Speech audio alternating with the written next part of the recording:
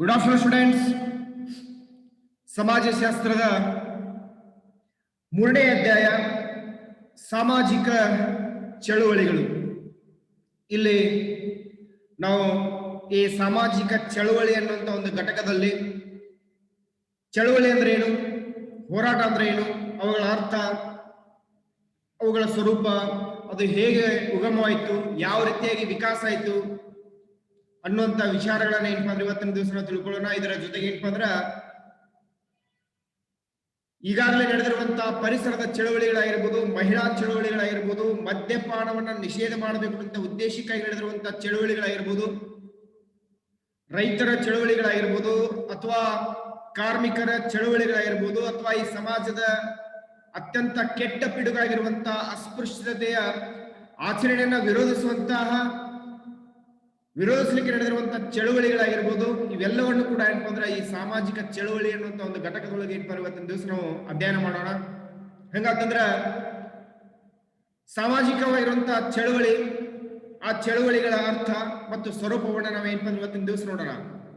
ಸಾಮಾಜಿಕ ಚಳುವಳಿ ಅಂದ್ರೆ ಮಾನವ ಸಮಾಜದ ಚಲನೆ, ಬದಲಾವಣೆ ಮತ್ತು ರೂಪಾಂತರಗಳಿಗೆ ಸಂಬಂಧಿಸಿದಂತೆ ನಡೆಯುವಂತಹ ಒಂದು ವ್ಯವಸ್ಥಿತವಾಗಿರುವಂತಹ ಸ್ವಾಭಾವಿಕ ಪ್ರತಿರೋಧದ ಸಾಮಾಜಿಕ ಪ್ರಕ್ರಿಯೆ. ನೋಡಿ, ಸಾಮಾಜಿಕ ಚಳುವಳಿ ಅಂದ್ರೆ ಮಾನವ ಸಮಾಜದ ಚಲನೆ, ಅಂದ್ರೆ ಮಾನವ ಸಮಾಜ ಏನಪ್ಪಾ ಅಂದ್ರ ನಿರಂತರವಾಗಿ ಏನಂದ್ರೆ ಬದಲಾವಣೆ ಆಗ್ತಿರ್ತದ, ಚಲಿಸ್ತಾ ಇರ್ತದ.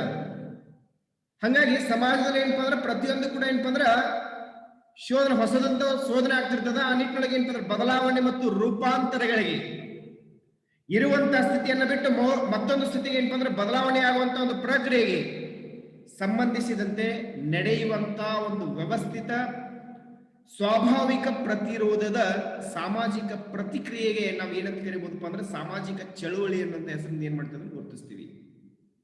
ಅಂದ್ರೆ ಮಾನವ ಸಮಾಜದ ಚಲನೆಯ ಜೊತೆಗೆ ಬದಲಾವಣೆ ಮತ್ತು ರೂಪಾಂತರಗಳು, ಅವುಗಳಿಗೆ ಸಂಬಂಧಿಸಿದಂತೆ ನಡೆಯುವಂತಹ ಒಂದು ವ್ಯವಸ್ಥಿತ ಕ್ರಮಬದ್ಧವಾದಂತಹ ಸ್ವಾಭಾವಿಕ ಪ್ರತಿರೋಧದ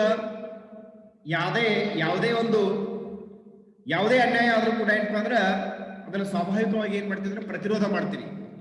ಆ ಸ್ವಾಭಾವಿಕ ಪ್ರತಿರೋಧ ಮಾಡ್ಬೇಕಾದ್ರೆ ಅಲ್ಲಿ ಪ್ರತಿರೋಧದ ಸಾಮಾಜಿಕ ಪ್ರಕ್ರಿಯೆ ಏನಪ್ಪ ಅಂದ್ರೆ ವ್ಯವಸ್ಥಿತವಾಗಿ ನಡೀತಿರ್ತದೆ. ಸೊ ಹಂಗಾಗಿ ಏನಪ್ಪ ಅಂದ್ರ ಇಲ್ಲಿ ವ್ಯವಸ್ಥಿತ ಎಂದರೆ ಪ್ರತಿ ಚಳುವಳಿಯ ಹಿಂದೆ, ಯಾವುದೇ ಒಂದು ಚಳುವಳಿಯ ಹಿಂದೆ ಒಂದು ಉದ್ದೇಶ, ಒಂದು ಗುರಿ, ಯೋಜನೆ, ಕಾರ್ಯಕ್ರಮ ಇರ್ತದೆ. ನೋಡಿ, ಯಾವುದೇ ಒಂದು ಚಳುವಳಿಯನ್ನ ವ್ಯವಸ್ಥಿತವಾಗಿ ಅಂತಂದ್ರೆ ಪ್ರತಿಯೊಂದು ಚಳುವಳಿಗಳ ಹಿಂದೆ ಒಂದು ನಿರ್ದಿಷ್ಟವಾಗಿರುವಂತ ಉದ್ದೇಶ ಇರ್ತದ, ನಿರ್ದಿಷ್ಟವಾಗಿರುವಂತ ಗುರಿ ಇರ್ತದ. ಆ ನಿರ್ದಿಷ್ಟವಾಗಿರುವಂತ ಗುರಿ ಮತ್ತು ಉದ್ದೇಶದ ಈಡೇರಿಕೆಗಾಗಿ ಯೋಜನೆ ಮತ್ತು ಕಾರ್ಯಕ್ರಮ ಅನ್ಕೊಂಡಿರ್ತಾರಲ್ಲ, ಅದಕ್ಕೆ ಏನಂತ ಕರೀಬಹುದು ಅಂದ್ರೆ ಸಾಮಾಜಿಕ ಚಳವಳಿ ಅನ್ನೋ ಹೆಸರಿಂದ ಏನ್ ಮಾಡಬಹುದು ಗುರುತಿಸಬಹುದು. ಸ್ವಾಭಾವಿಕ ಹೇಗೆ ಮಾನವ ಸಮಾಜದ ಅಥವಾ ಮಾನವ ವಿಕಾಸದ ವಿವಿಧ ಹಂತಗಳಲ್ಲಿ ಇಂಥ ಚಳುವಳಿಗಳು ಏನಪ್ಪ ನಿರಂತರವಾಗಿ ನಡೀತವೇ ಇರ್ತಾವ, ಮುಂದನೂ ಕೂಡ ಏನಪ್ಪ ನಡೀತಾ ಇದೆ. ಅಂದ್ರೆ ವ್ಯವಸ್ಥಿತವಾಗಿ ಚಳುವಳಿ ಏನಪ್ಪಾ ಅಂದ್ರೆ ಆ ಚಳುವಳಿಯ ಹಿಂದೆ ಒಂದು ವ್ಯವಸ್ಥಿತವಾಗಿರುವಂತಹ ಉದ್ದೇಶ, ಗುರಿ, ಯೋಜನೆ, ಕಾರ್ಯಕ್ರಮ ಇರ್ತದ. ಜೊತೆಗೆ ಏನಂದ್ರೆ ಸ್ವಾಭಾವಿಕವಾಗಿ ಹೇಗಂತಂದ್ರೆ ಮಾನವ ಸಮಾಜದ ಅಥವಾ ಮಾನವ ವಿಕಾಸದಿಂದ ವಿವಿಧ ಹಂತಗಳಲ್ಲಿ ಇಂಥ ಒಂದು ಚಳುವಳಿಗಳು ಏನ್ ಮಾಡ್ತಂದ್ರೆ ನಿರಂತರವಾಗಿ ಏನಪ್ಪಾ ಅಂದ್ರೆ ನಡೆಯುತ್ತಿವೆ, ಮುಂದೂ ನಡೆಯುತ್ತವೆ. ಯಾಕಂದ್ರೆ ಇದು ಇಲ್ಲಿಗೆ ಸ್ಟಾಪ್ ಆಗೋದಿಲ್ಲ, ಇಲ್ಲಿಗೆ ನಿಲ್ಲೋದಿಲ್ಲ. ಯಾವುದೇ ಹಂತದಲ್ಲಿ ಆದ್ರೂ ಕೂಡ ಏನಪ್ಪಾ ಅಂದ್ರೆ ಚಳುವಳಿ ಏನಪ್ಪಾ ನಿರಂತರವಾಗಿ ಏನಪ್ಪಾ ಅಂದ್ರೆ ನಡೀತಿರ್ತಾವ, ಅವು ಮುಂದೂ ಕೂಡ ಏನಪ್ಪಾ ಅಂದ್ರೆ ನಡೀತಾನೆ ಇರ್ತಾವ. ಹಂಗಾಗಿ ಏನಪ್ಪಾ ಅಂದ್ರೆ ಯಾವುದೇ ಜೀವಿಯು ತನ್ನ ಅಸ್ತಿತ್ವಕ್ಕೆ ಧಕ್ಕೆ ಬಂದಾಗ, ನೋಡಿ, ಯಾವುದೇ ಜೀವಿಯು ತನ್ನ ಅಸ್ತಿತ್ವಕ್ಕೆ ಧಕ್ಕೆ ಬಂದಾಗ ಅದರ ವಿರುದ್ಧ ಸ್ವಾಭಾವಿಕವಾಗಿ ಪ್ರತಿರೋಧವನ್ನ ವ್ಯಕ್ತಪಡಿಸ್ತಾನೆ. ನೋಡ್ರಿ, ಯಾವುದೇ ಜೀವಿ ತೆಗೆದುಕೊಂಡ್ರಿ, ಇವತ್ತು ಮಾನವನಾಗಿರ್ಬೋದು, ಪ್ರಾಣಿಗಳಾಗಿರ್ಬೋದು, ತನ್ನ ಅಸ್ತಿತ್ವಕ್ಕೆ, ತನ್ನ ಇರುವಿಕೆಗೆ ಧಕ್ಕೆ ಬಂದಾಗ ಅದರ ವಿರುದ್ಧ ಸ್ವಾಭಾವಿಕವಾಗಿ ಏನ್ ಮಾಡ್ತಾನೆ ಪ್ರತಿರೋಧವನ್ನು ವ್ಯಕ್ತಪಡಿಸ್ತಾನ. ಆ ಪ್ರತಿರೋಧಕ್ಕೆ ಮಾನವ ಜೀವಿಯಾಗಿರ್ಬೋದು, ಸಮಾಜವೂ ಕೂಡ ಹೊರತಾಗಿಲ್ಲ. ಅಂದ್ರೆ ಮನುಷ್ಯನೂ ಮಾಡ್ತಾನೆ, ಸಮಾಜವೂ ಕೂಡ ಏನಪ್ಪ ಅಂದ್ರ ಈ ಹೋರಾಟಗಳನ್ನು ಮಾಡ್ತಾ ಇದೆ, ಚಳವಳಿಗಳನ್ನು ಮಾಡ್ತಾ ಇದೆ. ಇದನ್ನ ನಾವು ಏನಪ್ಪ ಅಂದ್ರೆ ಸ್ವಾಭಾವಿಕ ಪ್ರತಿಕ್ರಿಯೆ ಅಂತ ಕರಿತಾ ಇದ್ದೀವಿ. ಮನುಷ್ಯನ ಯಾವುದೇ ಜೀವಿಯ ಅಸ್ತಿತ್ವಕ್ಕೆ ಧಕ್ಕೆ ಬಂದಾಗ ನಾವು ಏನ್ ಮಾಡ್ತಿದ್ರು, ಸ್ವಾಭಾವಿಕವಾಗಿ ಪ್ರತಿರೋಧವನ್ನು ವ್ಯಕ್ತಪಡಿಸ್ತೀವಲ್ಲ, ಆ ವ್ಯಕ್ತಪಡಿಸುವಂತ ಒಂದು ಸಂದರ್ಭದಲ್ಲಿ ಅದಕ್ಕೆ ಮಾನವ ಜೀವಿ ಆಗಿರ್ಬೋದು, ಸಮಾಜ ಅಂತ ಹೊರತಾಗಿಲ್ಲ, ಇದನ್ನ ನಾವು ಏನಂತ ಕರಿತೀವಿ ಅಂದ್ರೆ ಸ್ವಾಭಾವಿಕ ಪ್ರತಿಕ್ರಿಯೆ ಅಂತ ಭಾವಿಸ್ತಾ ಇದೀವಿ. ಮಾನವ ಸಮಾಜದಲ್ಲಿ ನೋಡಿ, ಮಾನವ ಸಮಾಜದಲ್ಲಿ ನಡೆದಂತ ಮತ್ತು ನಡೆಯುತ್ತಿರುವಂತ ಶೋಷಣೆಗಳ ವಿರುದ್ಧ, ಇವತ್ತು ಮಾನವ ಸಮಾಜದಲ್ಲಿ ನಡೆದಿರುವಂತ ಮತ್ತು ನಡೆಯುತ್ತಿರುವಂತ ಶೋಷಣೆಗಳ ವಿರುದ್ಧ ಹಲವಾರು ವೈಯಕ್ತಿಕ ಹಂತದಲ್ಲಿ ಹಾಗೂ ವ್ಯಕ್ತಿಗತ ನೆಲೆಯಲ್ಲಿ ಪ್ರತಿಭಟನೆಗಳೇನಪ್ಪ ನಡೆದಿವೆ, ನಡೆಯುತ್ತಿವೆ. ನೋಡಿ ಏನಂತಂದ್ರೆ, ಮಾನವ ಸಮಾಜದಲ್ಲಿ ನಡೆದಂತಹ ಮತ್ತು ನಡೆಯುತ್ತಿರುವಂತಹ ಶೋಷಣೆಗಳ ವಿರುದ್ಧ ಹಲವು ವೈಯಕ್ತಿಕ ಹಂತದಲ್ಲಿ ಮತ್ತು ವ್ಯಕ್ತಿಗತ ನೆಲೆಯೊಳಗೆ ಏನಂತಂದ್ರೆ ಪ್ರತಿಭಟನೆಗಳು ನಡೀತಾ ಇದ್ದಾವೆ ಮತ್ತು ನಡೆಯುತ್ತಲೇ ಇರ್ತಾವೆ. ಹಿಂಗಾಗಿ ವ್ಯಕ್ತಿಗತ ನೆಲೆಯಲ್ಲಿ ನಡೆಯುವಂತಹ ಪ್ರತಿರೋಧಗಳನ್ನ ನಾವು ಸಾಮಾಜಿಕ ಚಳವಳಿ ಅಂತ ಆ ವ್ಯಕ್ತಿಗೆ ಸಂಬಂಧಪಟ್ಟಿರ್ತದ. ಸೊ ಹೀಗಾಗಿ ವ್ಯಕ್ತಿಗತ ನೆಲೆಯಲ್ಲಿ ನಡೆಯುತ್ತಿರುವಂತಹ ಪ್ರತಿರೋಧಗಳನ್ನ ನಾವು ಸಾಮಾಜಿಕ ಚಳವಳಿ ಅಂತ ಕರೆಯೋದಿಲ್ಲ. ಯಾಕಂದರೆ ಸಾಮಾಜಿಕ ಚಳವಳಿ ಅನ್ನುವಂಥದ್ದು ಏನಪ್ಪ ಅಂದ್ರೆ ಜನರು ಸಾಮೂಹಿಕವಾಗಿ ನಡೆಸುವಂತ ಒಂದು ಕ್ರಿಯೆಯಾಗಿರ್ತದ. ಅಂದ್ರೆ ಒಂದು ಸಮಾಜಕ್ಕೆ ಸಂಬಂಧಪಟ್ಟಂತದ್ದಾಗಿರ್ತದ, ಒಂದು ಸಮೂಹಕ್ಕೆ ಸಂಬಂಧಪಟ್ಟಂತದ್ದಾಗಿರ್ತದ. ಆ ಸಮೂಹದಲ್ಲಿರುವಂತ ಜನ, ಸಮಾಜದಲ್ಲಿರುವಂತ ಜನ ಒಟ್ಟಾಗಿ ನಡೆಸುವಂತ ಚಳವಳಿ ಯಾವುದು ಅಂದ್ರೆ ಸಾಮಾಜಿಕ ಚಳವಳಿ. ಇಲ್ಲಿ ವ್ಯಕ್ತಿಗತ ಚಳವಳಿಗೆ ಏನಪ್ಪ ಅಂದ್ರೆ ಸಾಮಾಜಿಕ ಚಳವಳಿ ಅನ್ನೋದಿಲ್ಲ. ವ್ಯಕ್ತಿಗತ ನೆಲೆಯೊಳಗೆ ನಡೆದಿರುವಂತ ಚಳವಳಿ ಏನಪ್ಪ ಅಂದ್ರೆ ನಾವು ಪ್ರತಿರೋಧಗಳ ಏನಪ್ಪ ಸಾಮಾಜಿಕ ಚಳವಳಿ ನಡಲಿಕ್ಕೆ ಬರೋದಿಲ್ಲ, ಅದನ್ನ ಕರೀಲಿಕ್ಕೂ ಬರೋದಿಲ್ಲ. ಸೊ ಹಂಗಾಗಿ ಏನಪ್ಪ ಅಂದ್ರೆ ಸಾಮಾಜಿಕ ಚಳವಳಿ ಅನ್ನುವಂಥದ್ದು ಜನರು ಸಾಮೂಹಿಕವಾಗಿ ನಡೆಸುವಂತ ಒಂದು ಪ್ರತಿಕ್ರಿಯೆಗೆ ಏನಂತ ಕರಿತಾರಪ್ಪ ಅಂದ್ರೆ ಸಾಮೂಹಿಕ ಚಳವಳಿ ಅಥವಾ ಸಾಮಾಜಿಕ ಚಳವಳಿ ಅಂತ ಏನ್ ಮಾಡ್ತೀವಿ ಗುರುತಿಸ್ತಾ ಇದ್ವಿ. ಆ ನಿಟ್ಟಿನಲ್ಲಿ ಮಾನವ ಸಮಾಜದ ವಿಶಿಷ್ಟ ಸಾಮುದಾಯಿಕ ಕ್ರಿಯೆಗಳಲ್ಲಿ ಸಾಮಾಜಿಕ ಚಳವಳಿ ಅಂತಂದ್ರೆ ಬಹಳಷ್ಟು ಮಹತ್ವದ್ದಾಗಿದೆ. ನೋಡಿ, ಮಾನವ ಸಮಾಜದ ವಿಶಿಷ್ಟ ಸಾಮುದಾಯಿಕ ಕ್ರಿಯೆಗಳಲ್ಲೇ ಈ ಸಾಮಾಜಿಕ ಚಳವಳಿ ಏನಂದ್ರೆ ಬಹಳಷ್ಟು ಮಹತ್ವದ್ದಾಗಿದೆ ಮತ್ತು ವಿಶಿಷ್ಟವಾಗಿರುವಂಥದ್ದು. ಯಾಕಂದ್ರೆ ಮನುಷ್ಯನ ಅಥವಾ ಈ ಮಾನವ ಸಮಾಜದಲ್ಲಿ ಏನಂದ್ರೆ ಹಲವಾರು ಪ್ರತಿಭಟನೆ ನಡೆದಿದಾವ, ಚಳವಳಿಗಳು ನಡೆದಿರ್ತಾವ. ಆ ಎಲ್ಲಾ ಚಳವಳಿ ಏನ್ ಮಾಡ್ತಂದ್ರೆ ಒಂದು ನಿರ್ದಿಷ್ಟವಾದಂತ ಉದ್ದೇಶವನ್ನ, ಗುರಿಗಳನ್ನ, ಯೋಜನೆಗಳನ್ನ, ಹಲವಾರು ಕಾರ್ಯಕ್ರಮಗಳನ್ನ ಹೊಂದಿಕೊಂಡು ಏನಪ್ಪ ಅಂದ್ರ ಚಳವಳಿ ಏನಪ್ಪ ಅಂತ ನಡೆದಿರ್ತಾವ. ಹಂಗಾಗಿ ಏನಪ್ಪಾ ಅಂದ್ರ ಮಾನವ ಸಮಾಜದ ವಿಶಿಷ್ಟವಾಗಿರುವಂತ ಈ ಸಾಮುದಾಯಿಕ ಕ್ರಿಯೆಗಳಲ್ಲಿ ಸಾಮಾಜಿಕ ಚಳವಳಿ ಏನಪ್ಪ ಬಹಳಷ್ಟು ಮಹತ್ವದಾಗ್ಯದ. ಅಷ್ಟೇ ಅಲ್ಲ, ವಿಶಿಷ್ಟವಾಗಿರುವಂತ ಏನ್ ಮಾಡ್ತೀವಿ ಗುರುತಿಸ್ತಾ ಇದ್ದೀವಿ. ನಾವು ಕನ್ನಡದಲ್ಲಿ ಪ್ರತಿಭಟನೆ ಅಂತ ಕರಿತಾ ಇದ್ದೀವಿ, ಆಂದೋಲನ ಅಂತ ಕರಿತಾ ಇದ್ದೀವಿ, ಅಭಿಯಾನ ಅಂತ ಕರಿತಾ ಇದ್ದೀವಿ, ಹೋರಾಟ ಅಂತ ಕರಿತಾ ಇದ್ದೀವಿ, ಕ್ರಾಂತಿ ಅಂತ ಕರಿತಾ ಇದ್ದೀವಿ, ಸಂಘರ್ಷ ಅಂತ ಕರಿತೀವಿ. ಹಾಗೇನೆ ಬೇರೆ ಬೇರೆ ಪದಗಳ ಮೂಲಕ ಏನಪ್ಪಾ ಅಂದ್ರ ಸಾಮಾಜಿಕ ಚಳವಳಿಯನ್ನು ಗುರುತಿಸ್ತಾ ಇದ್ದೀವಿ.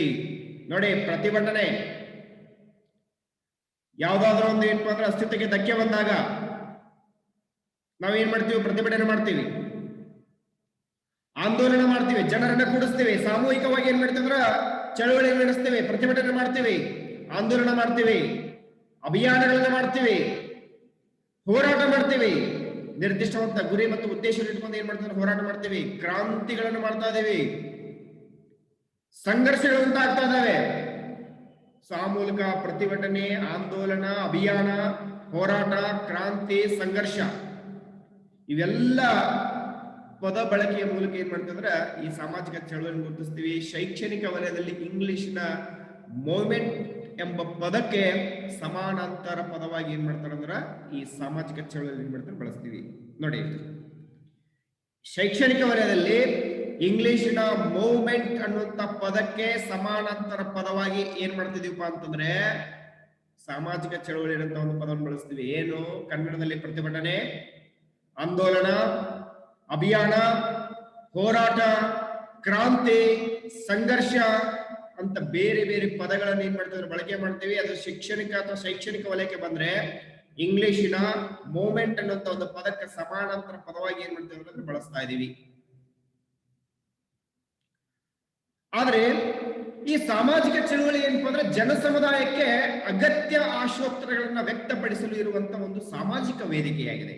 ಏನಪ್ಪಾ ಅಂತಂದ್ರೆ ಸಾಮಾಜಿಕ ಚಳವಳಿಗಳು ಜನ ಸಮುದಾಯಕ್ಕೆ ಅಗತ್ಯ ಆಶೋತ್ತರಗಳನ್ನ ಅಭಿವ್ಯಕ್ತಪಡಿಸಲಿಕ್ಕೆ ಇರುವಂತ ಒಂದು ಸಾಮಾಜಿಕ ವೇದಿಕೆ ಯಾವುದು ಅಂತಂದ್ರೆ ಸಾಮಾಜಿಕ ಚಳವಳಿ. ಅಂದ್ರೆ ಜನ ಸಮುದಾಯ, ಅಲ್ಲಿ ವ್ಯಕ್ತಿ ಇರೋದಿಲ್ಲ, ಹಲವಾರು ವ್ಯಕ್ತಿಗಳಿರ್ತಾರ. ಹಂಗಾಗಿ ಏನಂತಂದ್ರೆ ಜನ ಸಮುದಾಯ ಅಂತ ಕರಿತೀವಿ. ಆ ಜನ ಸಮುದಾಯಕ್ಕೆ ಅಗತ್ಯ ಆಶೋತ್ತರಗಳನ್ನ ಅಭಿವ್ಯಕ್ತಪಡಿಸಲಿಕ್ಕೆ ಇರುವಂತ ಒಂದು ಸಾಮಾಜಿಕ ವೇದಿಕೆ ಯಾವ್ದಂದ್ರೆ ಸಾಮಾಜಿಕ ಚಳುವಳಿ ಅಂತ ಗುರುತಿಸ್ತಾ ಇದೀವಿ. ನೋಡಿಲಿ, ಸಾಮಾಜಿಕ ಚಳುವಳಿಗಳ ವೇದಿಕೆಗಳಲ್ಲಿ ಭಾಗವಹಿಸುವವರು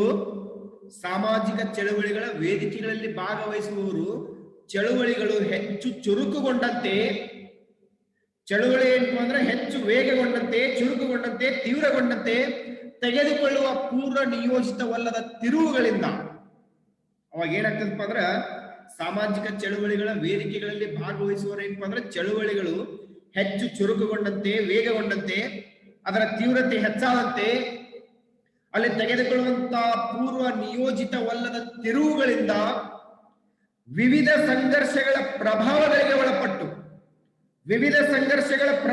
ಒಳಪಟ್ಟು ಹೊಸ ಮನೋಭಾವನೆಗಳನ್ನ ಮತ್ತು ಸಾಮಾಜಿಕ ಪ್ರವೃತ್ತಿಗಳನ್ನ ಬೆಳೆಸಿಕೊಳ್ಳಬಹುದು. ಅಲ್ಲಿ ಏನಾಗ್ತದಪ್ಪ ಅಂದ್ರೆ ಚಳುವಳಿಗಳು ಹೆಚ್ಚು ಚುರುಕುಗೊಂಡಂತೆ ಕೆಲವೊಂದಷ್ಟು ನಿರ್ಧಾರಗಳನ್ನ ಏನ್ ಮಾಡ್ತಾರೆ ತೆಗೆದುಕೊಳ್ತಾ ಇದ್ದಾರೆ. ಆ ನಿರ್ಧಾರಗಳಿಂದ ಪೂರ್ವ ನಿಯೋಜಿತವಲ್ಲಂತ ತಿರುವುಗಳಿಂದ ವಿವಿಧ ಸಂಘರ್ಷಗಳ ಪ್ರಭಾವಕ್ಕೆ ಒಳಪಟ್ಟಾಗ ಅಲ್ಲಿ ಉಂಟಾಗುವಂತಹ ಹೊಸ ಮನೋಭಾವನೆಗಳನ್ನ ಮತ್ತು ಹೊಸ ಸಾಮಾಜಿಕ ಪ್ರವೃತ್ತಿಗಳನ್ನ ಏನಪ್ಪಾ ಅಂದ್ರ ಬೆಳೆಸಿಕೊಳ್ಳಬಹುದು.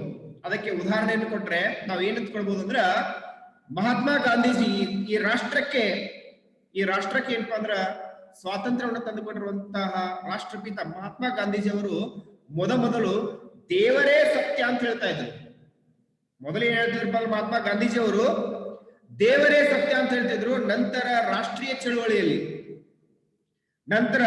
ರಾಷ್ಟ್ರೀಯ ಚಳವಳಿ ಆರಂಭ ಆಗ್ತವ. ಆ ರಾಷ್ಟ್ರೀಯ ಚಳವಳಿಯಲ್ಲಿ ಸಂವಿಧಾನ ಶಿಲ್ಪಿ ಡಾಕ್ಟರ್ B.R. ಅಂಬೇಡ್ಕರ್ ಜೊತೆಗಿನ ಒಂದು ಸಂವಾದ ಸೇರಿದಂತೆ ಅನೇಕ ಸಾಮಾಜಿಕ ಸುಧಾರಕರ ಜೊತೆಗಿನ ಒಡನಾಟ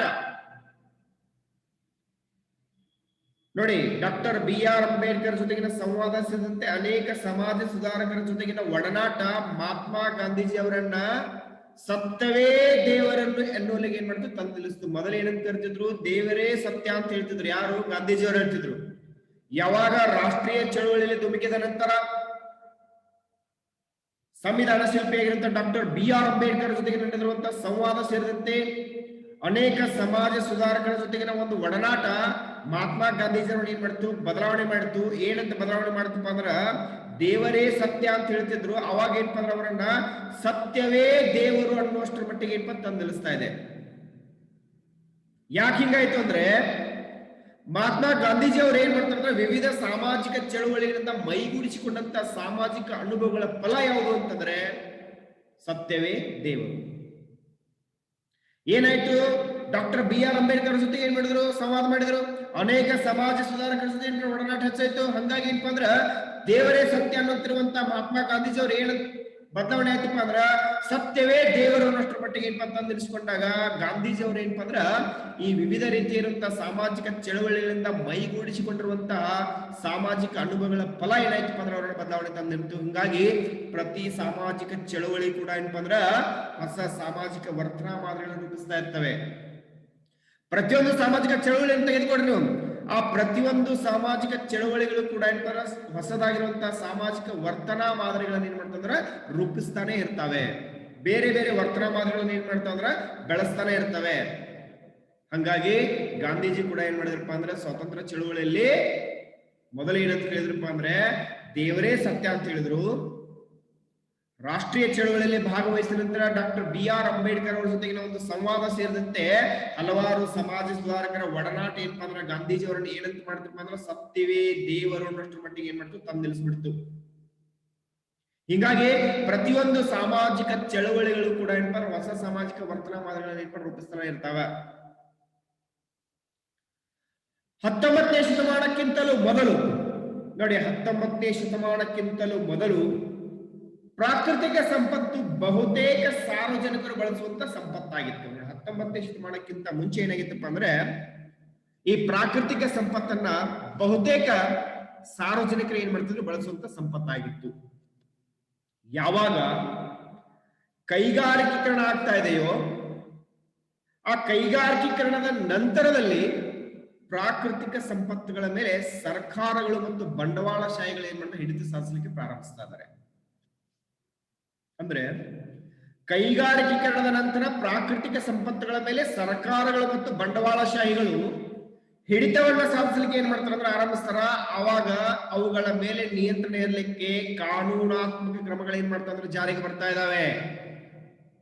ಎಸ್, ಏನಾಗ್ತದಪ್ಪ ಅಂದ್ರೆ 19ನೇ ಶತಮಾನಕ್ಕಿಂತ ಮೊದಲು ಪ್ರಾಕೃತಿಕ ಸಂಪತ್ತು ಬಹುತೇಕ ಸಾರ್ವಜನಿಕರೇ ಬಳಸುವಂತ ಒಂದು ಸಂಪತ್ತಾಗಿದ್ದರಿಂದ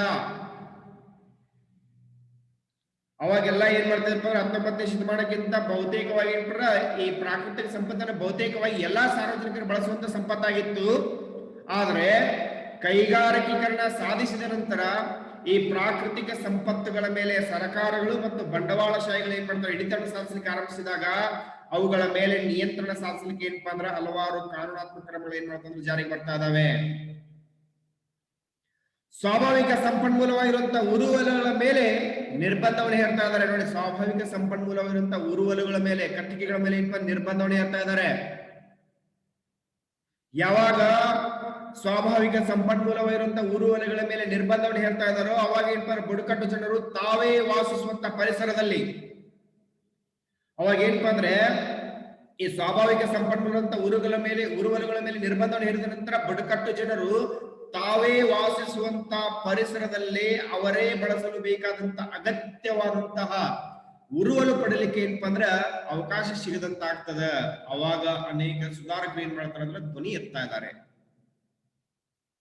ಏನಾಗ್ಬಿಡ್ತದಪ್ಪ ಅಂದ್ರೆ ಸರ್ಕಾರಗಳು ಈ ಪ್ರಾಕೃತಿಕ ಸಂಪತ್ತಿನ ಮೇಲೆ ನಿಯಂತ್ರಣವನ್ನು ಸಾಧಿಸಲಿಕ್ಕೆ ಆರಂಭಿಸಿದಾಗ, ಬಂಡವಾಳಶಾಹಿಗಳು ಹಿಡಿತವನ್ನು ಸಾಧಿಸಲಿಕ್ಕೆ ಆರಂಭಿಸಿದಾಗ ಅವುಗಳ ಮೇಲೆ ಈ ನಿಯಂತ್ರಣವನ್ನು ಸಾಧಿಸುವಂತ ಉದ್ದೇಶಕ್ಕೆ ಕಾನೂನಾತ್ಮಕ ಕ್ರಮಗಳು ಏನಪ್ಪ ಜಾರಿಗೆ ಬರ್ತಾ ಇದಾವೆ. ಕಾನೂನಾತ್ಮಕ ಕ್ರಮಗಳು ಜಾರಿಗೆ ಬಂದ ನಂತರ ಏನಪ್ಪ ಅಂದ್ರೆ ಈ ಸ್ವಾಭಾವಿಕ ಸಂಪನ್ಮೂಲವಂತ ಉರುವಲುಗಳ ಮೇಲೆ ನಿರ್ಬಂಧವನ್ನು ಹೇರ್ತಾ ಇದ್ದಾರೆ. ಆ ಸಂದರ್ಭದಲ್ಲಿ ಕಾಡುಗಳನ್ನೇ ನಂಬಿ ವಾಸ ಮಾಡುತ್ತಿರುವಂತ ಬುಡಕಟ್ಟು ಜನರಿಗೆ ತಾವು ವಾಸ ಮಾಡುವಂತ ಪರಿಸರದಲ್ಲಿ ಅವರೇ ಬಳಸಲು ಬೇಕಾಗಿರುವಂತ ಅಗತ್ಯವಾಗಿರುವಂತ ಉರುವಲು ಪಡೆಯೋದಕ್ಕೆ ಏನಪ್ಪಾ ಅಂದ್ರೆ ಅವಕಾಶ ಸಿಗದಂತ ಆಗ್ತದ. ಆ ಹಿನ್ನೆಲೆ ಒಳಗ ಅನೇಕ ಸುಧಾರಕರು ಏನ್ ಮಾಡ್ತಾರಪ್ಪ ಅಂದ್ರೆ ಧ್ವನಿ ಎತ್ತಾ ಇದಾರೆ. ಆ ಅನೇಕ ಸುಧಾರಕರ ಧ್ವನಿ ಎತ್ತಿದ ಪರಿಣಾಮವಾಗಿ ಸಾಕಷ್ಟು ಸಾಮಾಜಿಕ ಚಳವಳಿ ಏನಾಗ್ತದೆ ರೂಪುಗೊಳ್ತಾ ಇದಾವೆ. ಆ ಹಿನ್ನೆಲೆ ಒಳಗ ಪರಿಸರ ಚಳವಳಿ, ಮಹಿಳಾ ಚಳವಳಿ ಮತ್ತು ರೈತ ಚಳವಳಿಗಳನ್ನ ನಾವಿಲ್ಲಿ ಏನ್ ಮಾಡ್ತಿದ್ರೆ ಅರ್ಥೈಸ್ಬೇಕಾಗ್ತದೆ. ಆ ಹಿನ್ನೆಲೆ ಒಳಗೆ ಏನ್ ಮಾಡ್ತಿದ್ರ ರೈತ ಚಳವಳಿ ಆಗಿರ್ಬೋದು, ಮಹಿಳಾ ಚಳವಳಿ ಆಗಿರ್ಬೋದು, ಪರಿಸರ ಚಳವಳಿ ಆಗಿರ್ಬೋದು, ಇವೆಲ್ಲ ಚಳವಳಿ ಏನಾಗ್ತಂದ್ರ ಹುಟ್ಕೊಳ್ಳಿಕ್ಕೆ ಆರಂಭಿಸ್ತಾವ. ಹಂಗಾಗಿ ಈ ಸಾಮಾಜಿಕ ಚಳವಳಿಗಳು ಎಲ್ಲ ಕಾಲ ದೇಶಗಳಲ್ಲಿ ಒಂದಲ್ಲ ಒಂದು ರೀತಿಯೊಳಗೆ ನಡೆದಿದ್ದಾವೆ, ನಡೀತಲೇ ಇದ್ದಾವೆ. ಬಹಳಷ್ಟು ಸಾಮಾಜಿಕ ಚಳವಳಿ ಏನಂತಂದ್ರೆ ಎಲ್ಲಾ ಕಾಲದಲ್ಲಿ ಎಲ್ಲಾ ದೇಶಗಳಲ್ಲಿ ಒಂದಲ್ಲ ಒಂದು ರೀತಿಯೊಳಗೆ ಏನ್ ಮಾಡ್ತಾವೆ ಅಂದ್ರೆ ನಡೆದಿದ್ದಾವೆ, ನಡೀತಾನೆ ಇದ್ದಾವೆ. ಕೆಲವು ಚಳವಳಿ ಏನಂತಂದ್ರೆ ಶಾಶ್ವತ ಸಾಮಾಜಿಕ ಪರಿಣಾಮಗಳಂತಂದ್ರೆ ನೋಡಿ, ಕೆಲವೊಂದಿಷ್ಟು ಚಳವಳಿಗಳು ಏನ್ ಮಾಡಿದವಪ್ಪ ಅಂದ್ರೆ ಶಾಶ್ವತವಾಗಿರುವಂತಹ ಸಾಮಾಜಿಕ ಪರಿಣಾಮಗಳನ್ನು ತಂದಿವೆ. ಉದಾಹರಣೆ ಹೇಳ್ಬೇಕಂದ್ರೆ ಭಾರತ ದೇಶದಲ್ಲಿ ನಡೆದಿರುವಂತಹ ಸ್ವಾತಂತ್ರ್ಯ ಹೋರಾಟಗಳು ಭಾರತದ ರಾಜಕೀಯ ಸ್ವಾತಂತ್ರ್ಯ ಸೇರಿದಂತೆ ಹಲವಾರು ಶಾಶ್ವತ ಪರಿಣಾಮಗಳು ನಮ್ಮ ಸಮಾಜದಲ್ಲಿ ನಡೆದಿವೆ. ನೋಡಿ, ನಮ್ಮ ದೇಶಕ್ಕಾಗಿ ಈ ದೇಶವನ್ನ ಬ್ರಿಟಿಷರ ಕಪಿಮುಷ್ಟಿಯಿಂದ ಬಿಡುಗಡೆ ಮಾಡುವಂತ ಉದ್ದೇಶಕ್ಕಾಗಿ ನಡೆದಿರುವಂತಹ ಹೋರಾಟಗಳು ಏನ್ ಮಾಡ್ತಾವಪ್ಪ ಅಂತಂದ್ರೆ ಸ್ವಾತಂತ್ರ್ಯ ಹೋರಾಟಗಳು ಏನ್ ಮಾಡ್ತಾವ ಅಂತಂದ್ರೆ ರಾಜಕೀಯ ಸ್ವಾತಂತ್ರ್ಯ ಸೇರಿದಂತೆ ಹಲವಾರು ಶಾಶ್ವತವಾಗಿರುವಂತಹ ಪರಿಣಾಮಗಳನ್ನು ನಮ್ಮ ಸಮಾಜಗಳಿಗೆ ಏನ್ ಮಾಡೋದು ತಂದಿದ್ದೇವೆ. ಕೆಲವು ಚಳವಳಿ ಏನಂತಂದ್ರೆ ಪ್ರಮುಖವಾದಂತಹ ಪರಿಣಾಮಗಳನ್ನ ಬೇರದೇ ಇರಬಹುದು, ಕೆಲವೊಂದಷ್ಟು ಏನಂತಂದ್ರೆ ಶಾಶ್ವತವಾಗಿರುವಂತಹ ಒಂದು ಸಾಮಾಜಿಕ ಬದಲಾವಣೆಗಳು ಏನ್ ತಂದಿದ್ದಾವೆ. ಈ ದೇಶದ ಇತಿಹಾಸವನ್ನು ಗಮನಿಸಿದಾಗ, ಭಾರತ ದೇಶದ ಚರಿತ್ರೆಯನ್ನು ಗಮನಿಸಿದಾಗ ಮತ್ತೆ ಮತ್ತೆ ಕಾಣುವಂತ ಧಾರ್ಮಿಕ ಚಳವಳಿಗಳಾಗಿರ್ಬೋದು, ಭಕ್ತಿ ಪಂಥದ ಚಳವಳಿಗಳಾಗಿರ್ಬೋದು, ಅವೆಲ್ಲವೂ ಏನ್ ಮಾಡ್ತಾವ ಅಂದ್ರ ಈ ಭಾರತ ದೇಶದ ಸಾಮಾಜಿಕ ವ್ಯವಸ್ಥೆಯ ಸ್ವರೂಪವನ್ನು ಏನ್ ಮಾಡ್ತಾವ ಅಂದ್ರ ತಡೆದಿಡ್ತಾ ಇದ್ದಾವೆ. ನೋಡಿ, ನಮ್ಮ ದೇಶದ ಚರಿತ್ರೆಯನ್ನು ತೆಗೆದುಕೊಳ್ಳಿ. ನಮ್ಮ ದೇಶದ ಚರಿತ್ರೆಯನ್ನು ಗಮನಿಸಿದಾಗ ಮತ್ತೆ ಮತ್ತೆ ಕಾಣುವಂತಹ ಧಾರ್ಮಿಕ ಚಳವಳಿಗಳು, ಭಕ್ತಿ ಪಂಥದ ಚಳವಳಿಗಳು ಈ ದೇಶದ ಸಾಮಾಜಿಕ ವ್ಯವಸ್ಥೆಯ ಸ್ವರೂಪವನ್ನು ಏನ್ ತಡೆದಿಡ್ತಾ ಇದ್ದಾವೆ. ಧರ್ಮ ಜಾತಿ ಆಧಾರಿತ ದಬ್ಬಾಳಿಕೆ, ದೌರ್ಜನ್ಯ, ಕರ್ಮ ಸಿದ್ಧಾಂತದ ಪರಂಪರೆ, ಜಮೀನ್ದಾರರು ಸಾಮಂತರ ದೌರ್ಜನ್ಯ, ಅಪಮಾನಗಳ ವಿರುದ್ಧ ಸಿಡಿದಂತ ಮಹಾವೀರ, ಬುದ್ಧ, ಬಸವಣ್ಣ, ಶರಣರು, ಸೂಫಿಗಳು, ದಾಸರು, ಅಂಬೇಡ್ಕರ್ ಇವರೆಲ್ಲರೂ ಏನ್ ಮಾಡ್ತಾರೆ ನಡೆಸಿರುವಂತಹ ಚಳವಳಿ ಏನಪ್ಪಾ ಅಂದ್ರೆ ಜಾತಿ ಅವಮಾನ ಮತ್ತು ದೌರ್ಜನ್ಯಕ್ಕೆ ಒಳಗಿರುವಂತಹ ಜನರಲ್ಲಿ ಬಿಡುಗಡೆಯ ಬೆಳಕನ್ನ ತರುವುದರ ಮೂಲಕ ಏನಪ್ಪಾ ಅಂದ್ರೆ ಹಲವಾರು ಸಾಮಾಜಿಕ ಚಳವಳಿಗಳು ಏನಪ್ಪಾ ಅಂದ್ರೆ ನಿರ್ಮಿಸಿ ಹೋಗಿದ್ದಾರೆ. ಅಷ್ಟೇ ಅಲ್ಲ, ಇದೆಲ್ಲ ಏನಪ್ಪಾ ಅಂದ್ರೆ ಸಾಮಾಜಿಕ ಮೇಲ್ಮುಖ ಚಲನೆಗೆ ಏನಪ್ಪಾ ಸಾಕಷ್ಟು ಅವಕಾಶಗಳನ್ನು ಏನಪ್ಪಾ ಅಂದ್ರೆ ಕಲ್ಪಿಸಿಕೊಟ್ಟಿದೆ. ಏನಂದ್ರೆ ಈ ದೇಶದ ಚರಿತ್ರೆಯನ್ನು ಗಮನಿಸಿದಾಗ ನಮ್ಮ ದೇಶದಲ್ಲಿ ನಡೆದಿರುವಂತಹ ಹಲವಾರು ಧಾರ್ಮಿಕ ಚಳುವಳಿಗಳು, ಭಕ್ತಿ ಪಂಥ ಚಳುವಳಿಗಳು ನಮ್ಮ ದೇಶದ ಸಾಮಾಜಿಕ ವ್ಯವಸ್ಥೆ ಸ್ವರೂಪವನ್ನು ತರೆದಿರ್ತವೆ. ಹೇಗಿದೆ ನಮ್ಮ ಸಮಾಜ?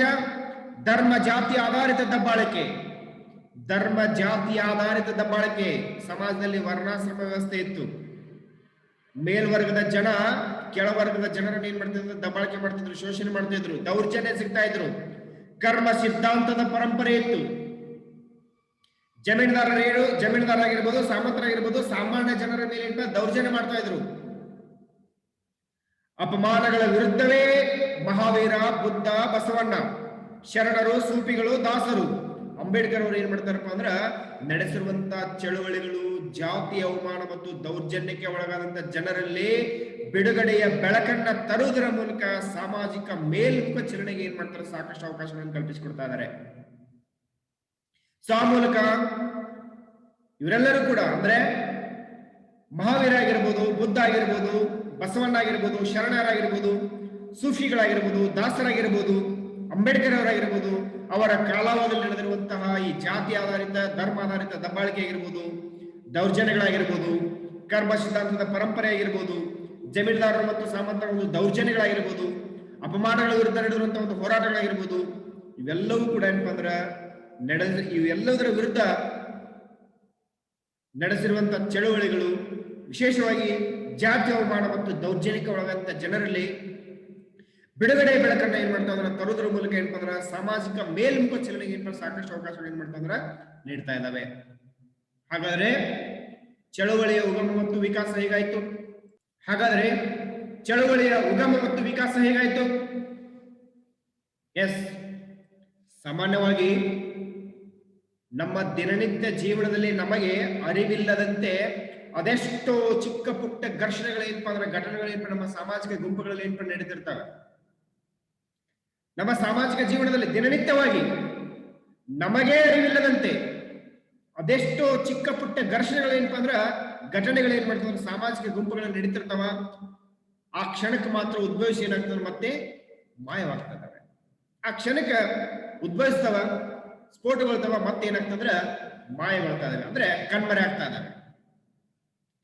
ಇವು ಬಹಳ ಸೀಮಿತ ಉದ್ದೇಶಕ್ಕೋಸ್ಕರವಾಗಿ ತಾತ್ಕಾಲಿಕ ಸಮಯದಲ್ಲಿ ಸಂಚಲನ ಉಂಟು ಮಾಡ್ತವೆ. ಬಹಳ ಸೀಮಿತ ಉದ್ದೇಶಕ್ಕೋಸ್ಕರವಾಗಿ ತಾತ್ಕಾಲಿಕ ಸಮಯದಲ್ಲಿ ಸಂಚಲನವನ್ನು ಏನ್ ಮಾಡ್ತಾರೆ ಉಂಟು ಮಾಡ್ತಾ ಇದ್ದಾವೆ. ಇವುಗಳನ್ನ ಚಳುವಳಿಗಳ ಪ್ರಾರಂಭಿಕ ಹಂತಗಳಂತ ಏನ್ ಮಾಡ್ತಾರೆ ಗುರುತಿಸ್ತಾ ಇದೀವಿ. ನೋಡಿ, ಇವುಗಳನ್ನ ಏನಂತ ಕರಿತಾರೆ? ಚಳುವಳಿಗಳ ಪ್ರಾರಂಭಿಕ ಹಂತಗಳಂತ ಏನ್ ಮಾಡ್ತೀವಿ ಗುರುತಿಸ್ತಾ ಇದೀವಿ. ಮುಖ್ಯವಾಗಿ ಚಳುವಳಿಗಳ ಪ್ರಾರಂಭಿಕ ಹಂತಗಳಲ್ಲಿ ಜನಮಂದೆ, ದೊಂಬೆ, ಗಲಭೆಗಳು ಮುಖ್ಯವಾಗಿರುತ್ತವೆ. ನೋಡಿ, ಇವೇನು ನಮ್ಮ ದಿನನಿತ್ಯ ಜೀವನದಲ್ಲಿ ಅದೇ ಏನೋ ಸಣ್ಣ ಪುಟ್ಟ ಚಿಕ್ಕ ಘಟನೆಗಳು ಘರ್ಷಣೆಗಳಿಂದ ಸಾಮಾಜಿಕ ಗುಂಪುಗಳು ನಡೀತಿರ್ತಾವಲ್ಲ, ಆ ಕ್ಷಣಕ್ಕೆ ಉದ್ಭವಿಸಿ ಏನಪ್ಪ ಅಂದ್ರೆ ಮತ್ತೆ ಮಾಯ ಹಾಕಿರ್ತಾವ. ಬಹಳಷ್ಟು ಸೀಮಿತ ಉದ್ದೇಶಕ್ಕೋಸ್ಕರವಾಗಿ ತಾತ್ಕಾಲಿಕ ಸಮಯದಲ್ಲಿ ಸಂಚಲನವನ್ನು ಉಂಟು ಮಾಡ್ತಾವಲ್ಲ, ಇವುಗಳನ್ನ ನಾವ್ ಏನಂತ ಕರೆದಿವಿ ಅಂದ್ರ ಚಳುವಳಿಗಳ ಪ್ರಾರಂಭಿಕ ಹಂತ ಕರೆದಿವಿ.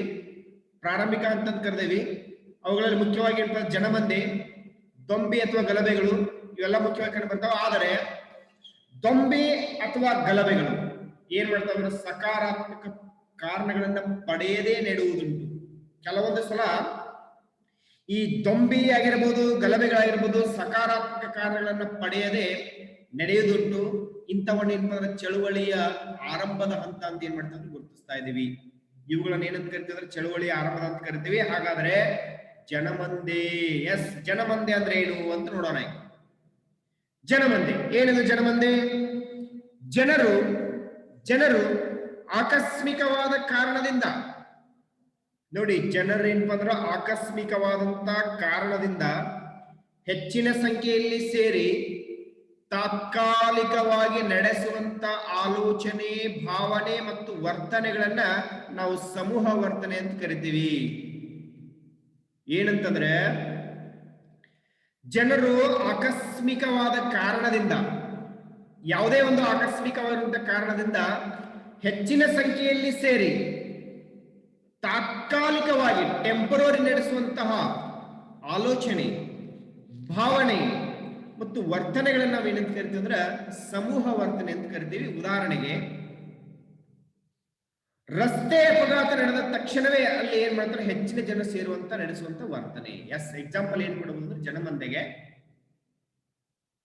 ಜನಮಂದೆ ಅಂದ್ರೆ ಏನು ಗೊತ್ತಾಗ್ತದೆ ಏನಂತಂದ್ರೆ, ಆಕಸ್ಮಿಕವಾಗಿರುವಂತ ಕಾರಣದಿಂದ ಹೆಚ್ಚಿನ ಸಂಖ್ಯೆಯಲ್ಲಿ ಸೇರಿ ಜನ ಏನ್ ಮಾಡ್ತಾರೆ ಅಂದ್ರೆ, ಆಕಸ್ಮಿಕ ಕಾರಣ ಗೊತ್ತಿರೋದಿಲ್ಲ, ಆಕಸ್ಮಿಕ ಅನ್ಎಕ್ಸ್ಪೆಕ್ಟೆಡ್, ನಿರೀಕ್ಷಣೆ ಇರೋದಿಲ್ಲ, ಆಕಸ್ಮಿಕವಾದಂತ ಕಾರಣದಿಂದ ಹೆಚ್ಚಿನ ಸಂಖ್ಯೆಯಲ್ಲಿ ಸೇರಿ ತಾತ್ಕಾಲಿಕವಾಗಿ ನಡೆಸುವಂತ ಆಲೋಚನೆ, ಭಾವನೆ ಮತ್ತು ವರ್ತನೆಗಳನ್ನು ಸಮೂಹ ವರ್ತನೆ ಕರೆದ್ವಿ. ಉದಾಹರಣೆಗೆ, ರಸ್ತೆ ಅಪಘಾತ ನಡೆದಾಗ ತಕ್ಷಣವೇ ಅಲ್ಲಿ ಜನ ಏನ್ ಮಾಡ್ತಾರೆ ಅಂದ್ರೆ ಹೆಚ್ಚಿನ ಜನ ಸೇರಿ ಏನ್ ಮಾಡ್ತಾರೆ ನಡೆಸುವಂತ ವರ್ತನೆ.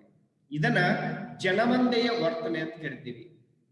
ಒಂದು ಆಕ್ಸಿಡೆಂಟ್ ಆಗಿರ್ತದೆ, ಒಂದು ಅಪಘಾತ ಆಗಿರ್ತದೆ, ಅಪಘಾತ ನಡೆದ ತಕ್ಷಣ ಏನ್ ಮಾಡ್ತಾರೆ, ಸುತ್ತಮುತ್ತಲಿರುವಂತ ಜನ ಏನ್ ಮಾಡ್ತಾರೆ, ಅಲ್ಲಿ ಹೆಚ್ಚಿನ ಜನಸಂಖ್ಯೆ ಜನ ಸೇರಿ ಮಾಡ್ತಾರೆ ನಡೆಸುವಂತ ವರ್ತನೆ. ಹೇಗಾಯ್ತು, ಹೆಂಗಾಯ್ತು, ಯಾರು ಎಲ್ಲಿಂದ ಬಂದ್ರು, ಹೆಂಗ್ ಬಿದ್ರು ಅಂತ ಏನ್ ಮಾಡ್ತಾರೆ ಚರ್ಚೆ ಮಾಡ್ತಿರ್ತಾರೆ. ಅವ್ರು ಆ ವರ್ತನೆಗಳನ್ನ ಏನಂತ ಕರಿತಾರೆ, ಜನಮಂದೆಯ ವರ್ತನೆ ಅಂತ ಏನ್ ಮಾಡೋದು ಗುರುತಿಸಬಹುದು. ಇಂತಹ ಮೂಲಗಳು ಮುಂದೊಂದು ದಿನ ಸಾಮಾಜಿಕ ಚಳುವಳಿಗಳಾಗಿ ರೂಪುಗೊಳ್ಳಬಹುದು.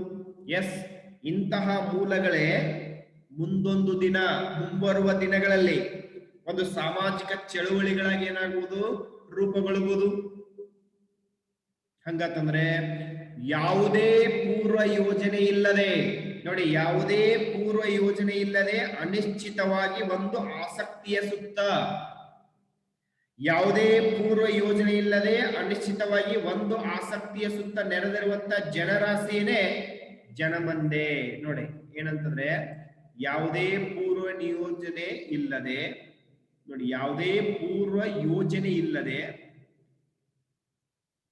ಅನಿಶ್ಚಿತವಾಗಿ ಒಂದು ಆಸಕ್ತಿಯ ಸುತ್ತ ನೆರೆದಿರುವಂತ ಜನರಾಶಿಗೆ ಏನಂತ ಕರೆದ್ರಪ್ಪ ಅಂತಂದ್ರೆ ಜನಮಂದೆ ಅಂತ ಕರೆದ್ರು.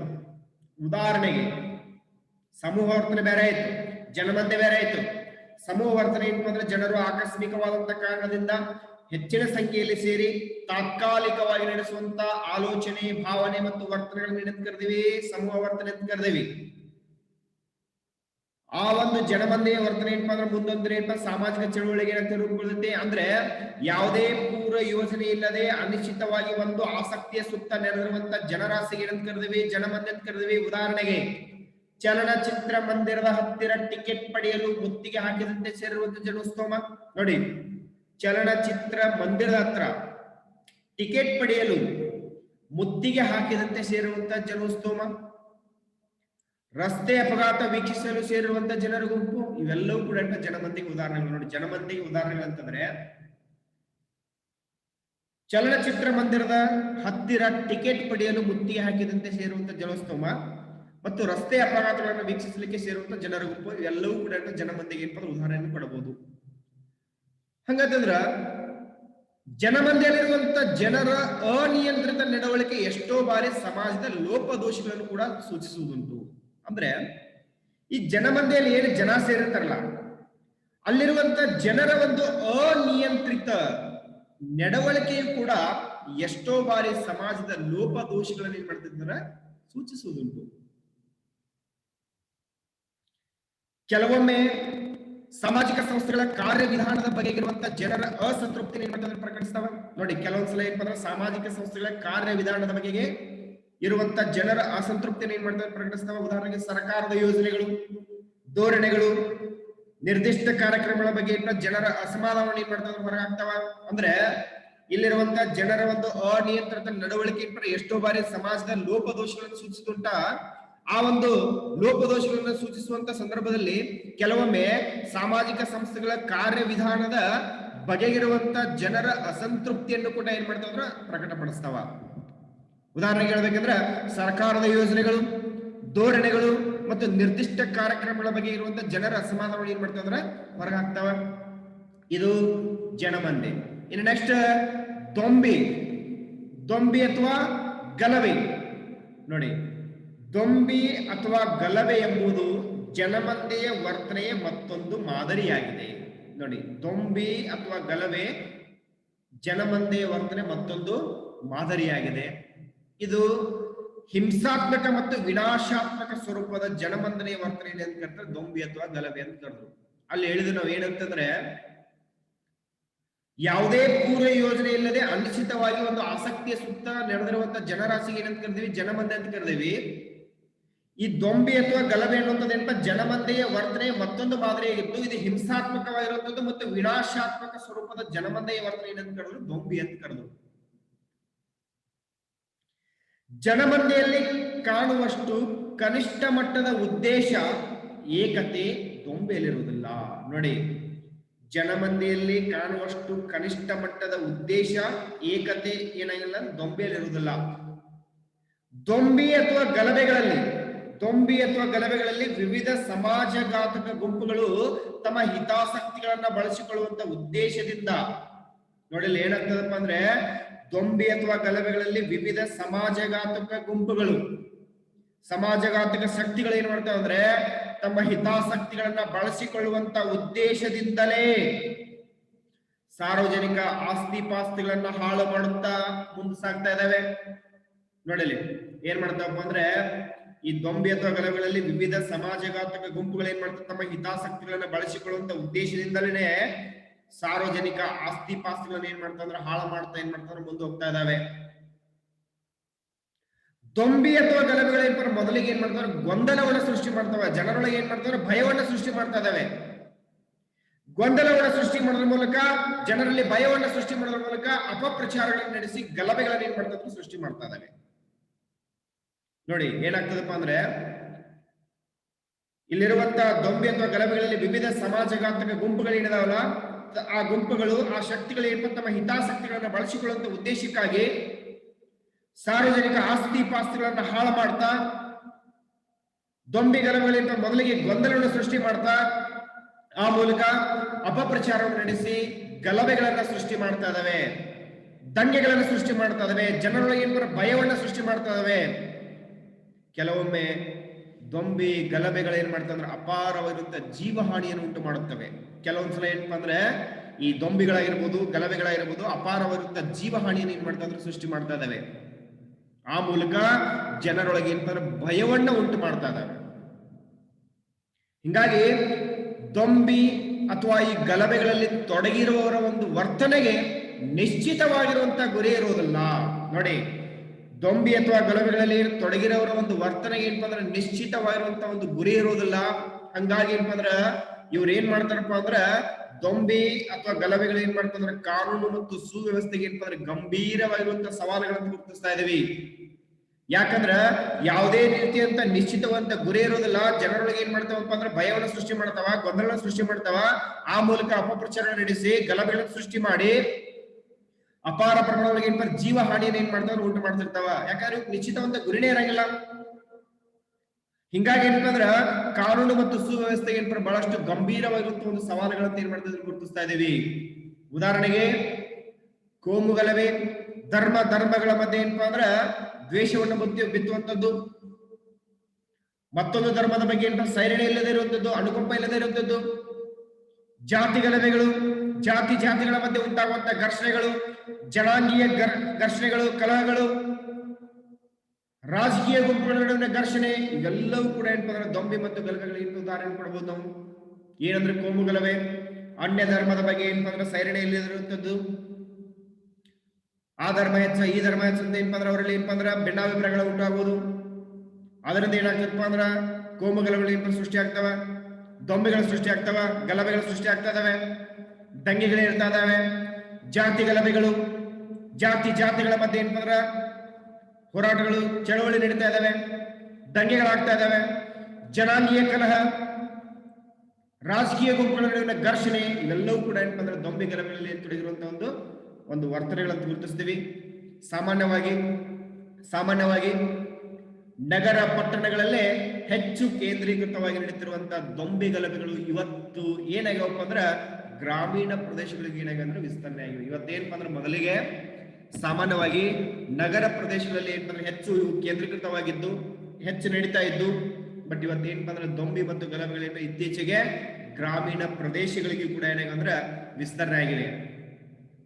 ಜಾತಿ, ಭೂಮಿ, ರಾಜಕೀಯ ಕಾರಣಗಳು ಕೂಡ ಏನಪ್ಪ ಇದ್ರೊಳಗೆ ಸೇರ್ಕೊಂಡದಾವ. ಹಂಗಾಗಿ ಏನಪ್ಪ ಹಲವಾರು ಪ್ರಚೋದಕ ಸನ್ನಿವೇಶಗಳು ಕೂಡ ಏನಪ್ಪ ಅಂದ್ರೆ ಈ ದೊಂಬಿ ಗಲಭೆಗಳೇನಪ್ಪ ಸೃಷ್ಟಿ ಮಾಡ್ತಾ ಇದಾವೆ. ನೋಡಿ, ಜಾತಿ, ಭೂಮಿ, ರಾಜಕೀಯ ಕಾರಣಗಳು ಸೇರ್ಕೊಂಡು ಏನಪ್ಪ ಅಂದ್ರ ಇವತ್ತು ಹಲವಾರು ಪ್ರಚೋದಕ ಸನ್ನಿವೇಶಗಳಿಂದ ದೊಂಬಿ ಗಲಭೆಗಳೇನಪ್ಪ ಸೃಷ್ಟಿ ಮಾಡ್ತಾ ಇದಾವೆ.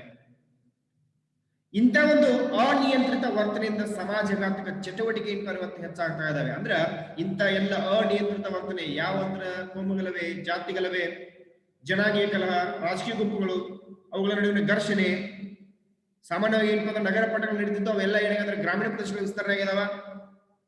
ಜಾತಿ, ಭೂಮಿ, ರಾಜಕೀಯ ಕಾರಣ ಏನಪ್ಪ ಪ್ರಚೋದಕ ಸನ್ನಿವೇಶಗಳಾಗಿ ಏನಪ್ಪ ದೊಂಬಿ ಗಲಭೆಗಳನ್ನು ಹೆಚ್ಚು ಮಾಡಿದಾವ. ಎಲ್ಲ ಅನಿಯಂತ್ರಿತ ವರ್ತನೆಗಳಿಂದ ಸಮಾಜಘಾತಕ ಚಟುವಟಿಕೆಗಳು ಏನಪ್ಪ ಅಂದ್ರೆ ಇವತ್ತು ಹೆಚ್ಚಾಗಿದ್ದಾವೆ. ಯಾವಾಗ ಸಮಾಜಘಾತಕ ಚಟುವಟಿಕೆಗಳು ಹೆಚ್ಚಾಗ್ತಾವ ಅವಾಗ ಕಾನೂನು ಮತ್ತು ಸುವ್ಯವಸ್ಥೆಗೆ ಏನಪ್ಪ ಗಂಭೀರವಾದ ಸವಾಲಾಗ್ತಾ ಇದಾವೆ. ದೊಂಬಿ ಗಲಭೆಗಳಿಗೆ ಪ್ರಮುಖವಾದಂತ ಕಾರಣ ಪರ ಮತ್ತು ವಿರುದ್ಧದ ದ್ವೇಷ ಎನ್ನುವಂತ ಮನೋಭಾವನೆ ಇರ್ತದೆ. ನೋಡಿ, ದೊಂಬಿ ಅಥವಾ ಈ ಗಲಭೆಗಳಿಗೆ ಪ್ರಮುಖವಾದಂತ ಕಾರಣ ಪರ ಮತ್ತು ವಿರುದ್ಧದ ದ್ವೇಷ ಅನ್ನುವಂತ ಮನೋಭಾವನೆ ಇರೋದಿಲ್ಲ. ಪರ ಮತ್ತು ವಿರುದ್ಧ ಅನ್ನುವಂತ ದ್ವೇಷದ ಮನೋಭಾವನೆ ಇರೋದಿಲ್ಲ. ಅದೇನಪ್ಪ ಅಂದ್ರೆ ಒಮ್ಮೆ ಹತ್ತಿದ್ರೆ ಏನಾಯ್ತು, ಎಲ್ಲ ಕಡೆ ಹತ್ಕೊಂಡ್ ಬಿಡ್ತಾ ಇದೆ. ಆದರೆ ಇವು ದೀರ್ಘಕಾಲ ನಡೆಯಲಾರವು. ದೊಂಬಿಗಳೇನಪ್ಪ ಅಂದ್ರೆ ಗಲಭೆಗಳೇನಪ್ಪ ದೀರ್ಘಕಾಲ ನಡೆಯೋದಿಲ್ಲ. ಹಂಗಾಗಿ ಏನಪ್ಪ ಅಂದ್ರೆ ಒಂದು ಹಂತಕ್ಕೆ ಬಂದು ಏನಾಗ್ತಂದ್ರ ಕೊನೆಗೊಳ್ತಾವ. ಹಾಗಾದ್ರೆ ಈ ದೊಂಬಿ ಮತ್ತು ಗಲಭೆಗಳನ್ನು ಹೇಗೆ ನಿಯಂತ್ರಿಸಬಹುದು? ಎಸ್, ಇಲ್ಲಿ 2 ಅಂಕದ ಒಂದು ಪ್ರಶ್ನೆ ಬರ್ತಾ ಇದೆ. ದೊಂಬಿ ಅಥವಾ ಗಲಭೆಗಳನ್ನು ನಿಯಂತ್ರಿಸುವಂತ ಕ್ರಮಗಳೇನು? ಒಂದು, ಅಧಿಕಾರಿಗಳ ಸಮಯ ಪ್ರಜ್ಞೆ. ಒಂದನೇದೇನು? ಅಧಿಕಾರಿಗಳ ಸಮಯ ಪ್ರಜ್ಞೆ, ಪೊಲೀಸ್, ರಕ್ಷಣಾ ಪಡೆ, ಕಾನೂನು, ಎಲ್ಲ ಸಾಧನಗಳ ಮೂಲಕ ದೊಂಬಿ ಅಥವಾ ಗಲಭೆಗಳನ್ನು ಮಾಡಬಹುದು, ನಿಯಂತ್ರಣ ಮಾಡಬಹುದು. ನೋಡಿ, ದೊಂಬಿ ನಡೆಯುವಂತ ಸಮಯಕ್ಕೆ ಸರಿಯಾಗಿ ಅಧಿಕಾರಿಗಳು ಏನ್ ಮಾಡಬೇಕು, ಬರಬೇಕು. ಅವುಗಳ ಸಮಯ ಪ್ರಜ್ಞೆ, ಅಲ್ಲಿ ಆಗುತ್ತಿರುವಂತಹ ಅನಾಹುತಗಳನ್ನು ತಪ್ಪಿಸಲಿಕ್ಕೆ ಇರುವಂತದ್ದು, ಪೊಲೀಸ್ ವ್ಯವಸ್ಥೆ, ರಕ್ಷಣಾ ಪಡೆ, ಕಾನೂನನ್ನ ಜಾರಿಗೆ ತರೋದು, ಅಲ್ಲಿ ನಿರ್ದಿಷ್ಟ ನಿರ್ದಿಷ್ಟವಾಗಿರುವಂತಹ ಒಂದು ಕಾನೂನನ್ನು ಜಾರಿಗೆ ತರೋದ್ರ ಮೂಲಕ ಆ ದೊಂಬಿ ಗಲಭೆಗಳನ್ನು ಏನ್ ಮಾಡಬಹುದು, ನಿಯಂತ್ರಣ ಮಾಡಬಹುದು. ಸೊ ಆ ಮೂಲಕ ಏನಪ್ಪಾ ಅಂದ್ರ ದೊಂಬಿಗಳನ್ನ ಗಲಭೆಗಳನ್ನ ಅಧಿಕಾರಿಗಳ ಸಮಯ ಪ್ರಜ್ಞೆ, ಪೊಲೀಸ್, ರಕ್ಷಣಾ ಪಡೆ, ಕಾನೂನು, ಇವೆಲ್ಲ ಸಾಧನಗಳ ಮೂಲಕ ಏನಪ್ಪಾ ಅಂದ್ರೆ ಅವುಗಳನ್ನ ನಿಯಂತ್ರಣಕ್ಕೆ ತರಬಹುದು. ಸೊ ಇವೆಲ್ಲವೂ ಕೂಡ ಏನಪ್ಪಾ ಅಂದ್ರ ಸಾಮಾಜಿಕ ಚಳುವಳಿಗಳ ಉಗಮ ಮತ್ತು ಅವುಗಳ ಒಂದು ಸ್ವರೂಪವನ್ನು ಏನಪ್ಪಾ ಅಂದ್ರ ತಿಳ್ಕೊಂಡಿದೀವಿ. ಸೊ ಇವಿಷ್ಟು ಏನಪ್ಪಾ ಅಂದ್ರ ಇಲ್ಲಿ ನಾವು ನೋಡಲ್ಪಡುವಂತ ಸಾಮಾಜಿಕ ಚಳುವಳಿ ಉಗಮ ಮತ್ತು ವಿಕಾಸ. ಮುಖ್ಯವಾಗಿ ಹೇಳ್ಬೇಕಂದ್ರೆ 2 ಅಂಕದ ಪ್ರಶ್ನೆಗಳು ಇಲ್ಲಿ ಬರ್ತಾವ. ಜನಮಂದೆ ಅಂದ್ರೆ ಏನು, ಜನಮಂದಿಯ ಲಕ್ಷಣಗಳೇನು, ಆಮೇಲೆ ದೊಂಬಿ ಗಲಭೆಗಳು ಉಂಟಾಗಲಿಕ್ಕೆ ಕಾರಣ ಏನು, ಅದರ ಲಕ್ಷಣಗಳು, ಆಮೇಲೆ ದೊಂಬಿ ಅಥವಾ ಗಲಭೆಗಳನ್ನ ನಿಯಂತ್ರಣ ಮಾಡ್ಲಿಕ್ಕೆ ಇರುವಂತಹ ಕ್ರಮಗಳೇನು ಅನ್ನುವಂತ ಒಂದು ಪ್ರಶ್ನೆ ಏನಪ್ಪ ಇಲ್ಲೇ ಉಂಟಾಗ್ತೈತಿ. ಸೊ ಇದೆಲ್ಲವೂ ಕೂಡ ಏನಪ್ಪ ಅಂದ್ರೆ ಸಾಮಾಜಿಕ ಚಳುವಳಿಗಳ ಉಗಮ ಮತ್ತು ವಿಕಾಸ. ಇನ್ನು ನೆಕ್ಸ್ಟ್ ಮತ್ತೊಂದು ಮುಂದಿನ ಅವಧಿಯೊಳಗೆ ಏನಪ್ಪ ಅಂದ್ರೆ ಪರಿಸರ ಚಳುವಳಿ ಅನ್ನುವಂತ ಒಂದು ಘಟಕವನ್ನು ಏನಪ್ಪ ನೆಕ್ಸ್ಟ್ ಪೀರಿಯಡ್ ಒಳಗೆ ಏನ್ ಮಾಡೋಣ ಅಂದ್ರೆ ನೋಡೋಣ.